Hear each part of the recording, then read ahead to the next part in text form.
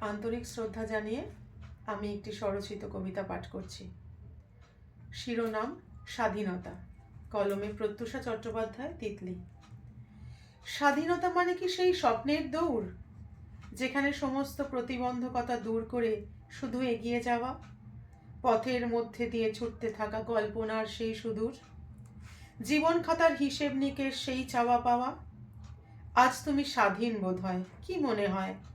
আর আমি কি তবে পরাধীন তোমার হৃদয়ে? আমায় যে রেখেছো ধরে মনোবেরি দিয়ে, হায় পালাবো কোথায়? মন যে শুধুই দিয়েছি তোমায়।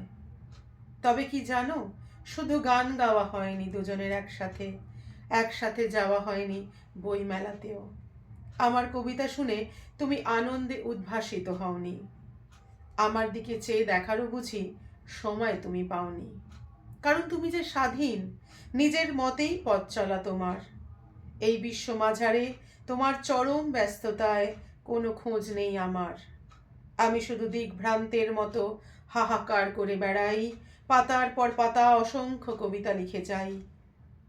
ভাবি কবে যে স্বাধীন হব তোমার মতো, সব যন্ত্রণার অবসান হবে, আমি তোমার খাঁচা থেকে মুক্ত হব। ধন্যবাদ।